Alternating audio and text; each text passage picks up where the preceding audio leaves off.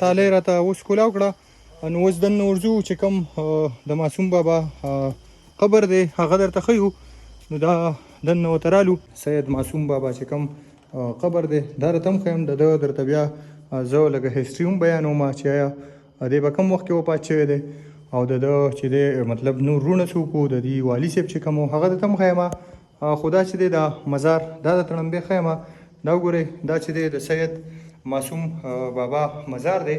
مخکې ما ویل په ویډیو کې چې دا معصوم ورته ځکه ویلی کېږي چې ده به د معصومان چې کوم د ماشومانو به ډېر خیال ساتلو او دا یو بالکل یو دیوانه و. د ده چې دی نه بچي و نه چې دی ښځه وه او دی چې دی د دې غر د پاسه دغه مخکې چې مې ته په ویلاګ کې دا کوم د خاورو خټو کور خو نو په دې کې به یې ژوند کولو. اوس ته د ده لږه ډېره هسټري بیانوم. دی چې دی د نن نه 80 کاله مخکې 80 کاله مخکې چې دی وفات شوی دی او د ده نه علاوه چې دی دا بوټ درته ښیم.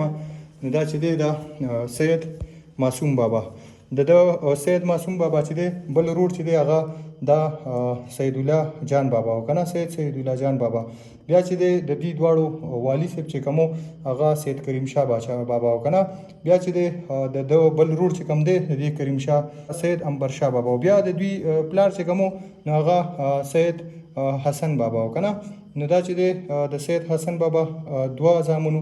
بیا چې دی په دې کې د دې سید کریم شاه بابا چې دی دوه زامنو، پای کې یو سید معصوم بابا او بل چې دی سید الله جان بابا. نو دا چې دی د ده لږه ډېره هسټري او داسې خو ټوټل بورډ باندې پوره شجر نسب لیکلی دی خو په هغې باندې به اوس ټایم هم لګي او موږ د دې ځای نه ځو رستم ته. امید چې په شاټ الفاظو کې درته ووایم چې د ده پلار څوک و، د ده وروڼه څوک و. خو دا ده چې دا سید معصوم بابا چې کوم و د ده واده نه و شوی او د ده بچي مچي نه دا یو ملنګ و بالکل د دنیا نه به سایډ ټو او ده به چې دی دلته په دې ځای ژوند کولو. دا وګورئ دې طرف ته چې دی رستم دی او بیا دې لاس ته چې دی نو بونیر دی. نو دا چې دی دا یو کنډه و په دې چې به څوک هم راتلل نو ده چې دی ده به ډېر سیوا خدمت کو که نه. نو دا په ضلع بونیر کې په سرملنګ کې موجود دی. دا سرملنګ دی هم دې ته سرملنګ وایي. دا یې ټاپ دی او دا چې کوم د خاورو دغه پورې آبادي دي دغه.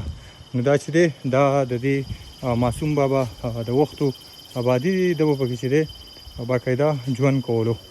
دا وګورئ دا یو ټانکی ده پکې دا منګي دي. نو دا هغه د ده د رهایش هغه ځای دی. نو دا وګورئ دا کور دی دې کې به چې دی معصوم بابا ژوند کولو.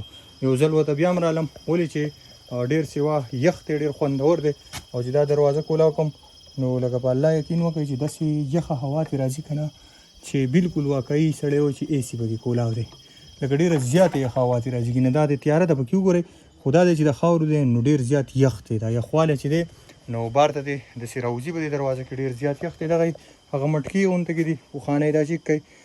نو دا نننی ولاګ چې کوم دا د معصوم بابا په مزار باندې وکم چې په سرملنګ کې دی. که خوښ شوی وي نو لازمي مخې ته شیر کړئ. مزید د نورو تاریخي ځایونو دپاره ښه ولاګو دپاره زموږ پیج کې چانې فالو کړئ. پیج د سره لازم فالو کړئ. د بل ولاګه پورې د الله په امان.